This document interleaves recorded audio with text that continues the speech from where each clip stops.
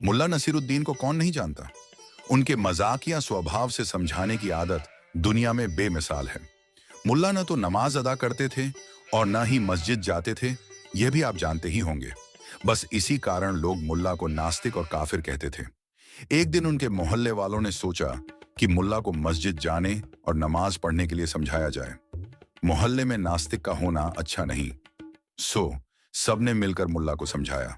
मुल्ला ने सबकी बात बड़े ध्यान से सुनी और कहा, देखो भाई, मैं मस्जिद तो नहीं जा सकता हूं, पर हाँ, तुम लोग इतना जोर दे रहे हो तो मैं अल्लाह को दिन में एक बार याद जरूर कर लूंगा, लेकिन करूंगा अपने वक्त पर और अपने तरीके से।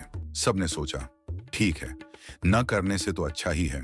उधर मुल्ला ने रात के 12 बजे घर की छत पर जाकर चिल्लाना शुरू कर दिया, सुन अल्लाह, मुझे 100 दीनार भिजवा दे, उसके बगैर तेरा छुटकारा नहीं। जब तक तू 100 दीनार नहीं भिजवाएगा, मैं ऐसे ही रोज रात को नमाज पढ़ता रहूंगा, और ध्यान रखना, पूरे 100 लूंगा, एक भी कम नहीं।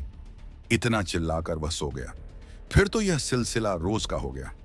रोज रात को वह छत पर जाए और तेज आवाज में वही बात दोहराए, 100 दीनार भिजवा, जब तक तू नहीं भिजवाएगा तब तक रोज ऐसे ही नमाज पढ़ता रहूंगा।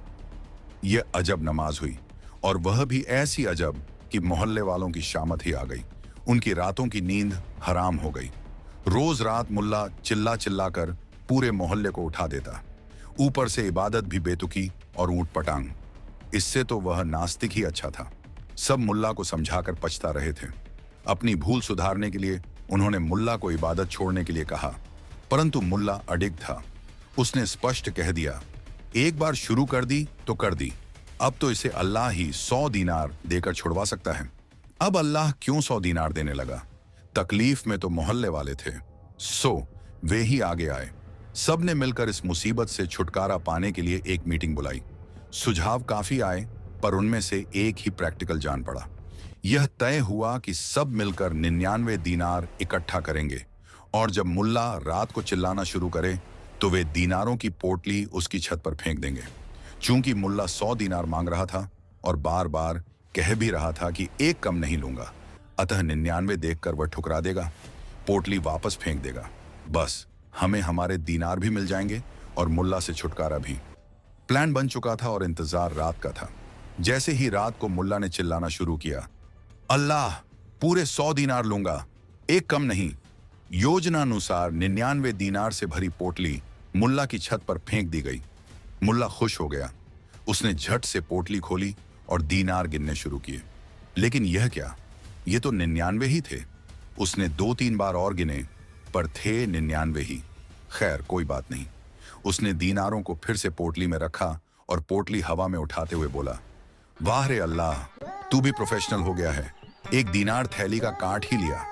इतना कहते कहते उसने पोटली जाकर अलमारी में रख दी और सो गया। उधर मोहल्ले वालों को समझ में ही नहीं आया कि यह क्या हुआ। उनके तो दीनार ही चले गए। बेचारे सारी रात जागते रहे। सुबह सुबह सबने मिलकर मुल्ला के घर दस्तक दी।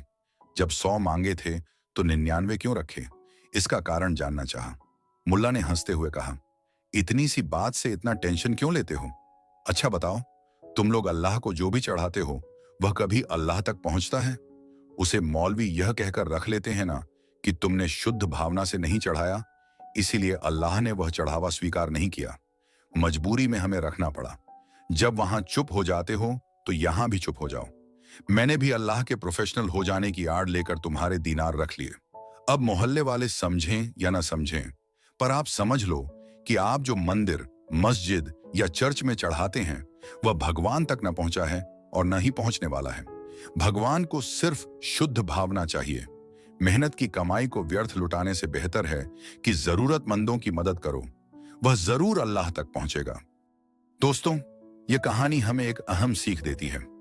भगवान, अल्लाह या जो भी शक्ति आप मानते हैं, उन्हें आपकी सच्ची भावना और नेक इरादे की जरूरत है, न कि दिखावे की।